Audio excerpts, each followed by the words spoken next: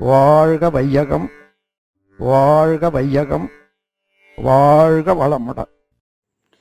வாழ்க வையகம், வாழ்க வையகம், வாழ்க வளமுடன். குரு வாழ்க, குருவே துணை. இன்றைய சிந்தனையாக மகரிஷியின் கேள்வி பதில். கேள்வி: ஆன்மீகத்திற்கு மாமிச உணவை விட தாவர உணவே சிறந்தது என்கிறீர்கள். எந்த வகையில் உயர்ந்தது என்பதை விளக்க முடியுமா என்று கேள்வி கேட்டுள்ளனர். அதற்கு மகரிஷி அவர்கள் அளித்த பதில்: மாமிச உணவு அதிகமான உணர்ச்சிகளை தூண்டும், நோய்களையும் உண்டு பண்ணக்கூடியது. உதாரணமாக, ஒரு மாமிச துண்டையும் ஒரு கத்திரிக்காய் துண்டையும் எடுத்துக்கொள்ளுங்கள். அந்த இரண்டையும் தனித்தனியே மூடி வைத்து விடுவோம். ஒரு வாரம் கழித்து திறந்து பார்த்தால் கத்திரிக்காயில் எந்த துர்நாற்றமும் இருக்காது. 1-2 புழுக்கள் இருக்கலாம். ஆனால் மாமிச துண்டு அத்தனையும் புழுக்களாக மாறியிருக்குங்க. துர்நாற்றம் தாங்க முடியாது. அந்த அளவுக்கு மாற்றம் பெற்று மாமிசம் நோயை உண்டு பண்ணக்கூடியதுங்க. அத்துடன் மாமிச உணவை மனிதன் நாடும் பொழுது முதலில் உயிர்கொலை நடக்கும். அதன் பிறகு 2வது உடலை உணவுக்காக திருடுதல். 3வது அவ்வுயிரின் வாழும் உரிமையை பறித்தல் என்று 3 குற்றங்களும் செய்துவிடுகின்றான். இந்த 3 குற்றங்கள்தான் சமுதாயத்தில் மக்களிடையே பரவும் பொழுது எல்லா வகையான துன்பங்களுக்கும் காரணமாகின்றன. இந்த 3 குற்றங்களே உலகில் உள்ள அனைத்து குற்றங்களுக்கும் அடிப்படையாக இருக்குங்க. அங்கு அன்பும் கருணையும் எவ்வாறு மலரும் அப்படின்னு சொல்லிட்டு மகரிஷி அவர்கள் பதில் அளித்துள்ளார். இதே கவிஞர் ஒரு கவியின் மூலம் கூறியிருக்காருங்க. அதாவது, அம்மாவென அலற ஆருயிரை கொன்றருந்தி இம்மானிடரெல்லாம் இன்புற்றிருக்கிறார். அம்மாவெனும் ஓசை கேட்ட அன்ற மாதவர்க்கும் பொய்மான் நரகமெனில் புசித்தவர்க்கென் சொல்வதோ அப்படின்ட்டு அந்த கவி இருக்குது.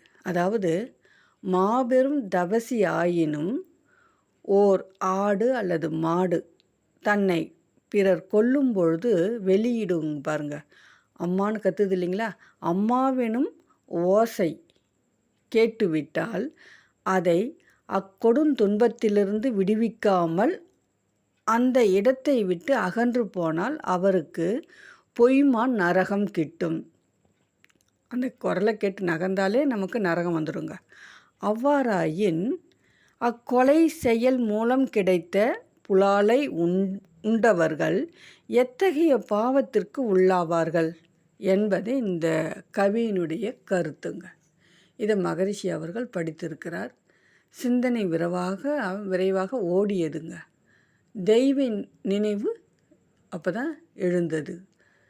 அவர் அதுவரையில் தெரியாமல் மாமிச உணவு உண்டு ஏற்றுக்கொண்ட பாவங்களை மன்னிக்கும்படி வேண்டிக்கிட்டார்.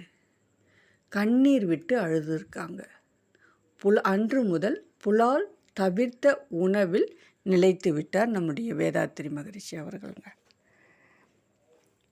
எல்லோரும் எல்லாமும் பெற வேண்டும், எங்கும் நோய் நொடி இல்லாத நிலை வேண்டும், அதற்கு உணவே மருந்தாக இருக்க வேண்டும். தனிமனித ஆரோக்கியமும் குடும்ப ஆரோக்கியமும் நல்ல உணவு மூலம்தாங்க கிடைக்கும். அது ரொம்ப அவசியம். ஆன்மீகத்திற்கு மட்டுமல்ல, உடல் நலத்திற்கும் நல்ல சத்து நிறைந்த உணவையே நம்ம உண்ண வேண்டும். உணவினால் நம் குணங்கள் கூட வேறுபடுங்க. அதாவது சத்துவ குணம், சாத்விக குணம் சொல்கிறீங்க, சாத்விக குணம், ரஜோகுணம், தாமச குணம்னு சொல்லிட்டு நம்முடைய உணவின் மூலமாக நம்முடைய குணங்கள் கூட வேறுபாடு இருக்குங்க. அதனால் நம்ம என்ன செய்யணும், தினசரி உணவு நாட்குறிப்பு எழுதுங்கள். பொருந்தும் உணவு, பொருந்தா உணவு கண்டுபிடியுங்கள். இச்சட்டத்தை இயற்றியதும் நீங்களே, பின்பற்றுவரும் நீங்களே, முரண்படுபவரும் நீங்களே. முரண்பட்டால் தண்டனை அனுபவிப்பவரும் நீங்களே. தண்டனை வழங்கும் நீதிபதியும் நீங்களே. என்ன விசித்திரமான சட்டம்! யாரும் இச்சட்டத்தின் அமுலாக்கத்திலிருந்து தப்ப முடியாது. இச்சட்டத்தில் சந்துபந்துகளே கிடையாது என்று கூறி இந்த உரையை நிறைவு செய்கின்றேன். வாழ்க வளமுடன்.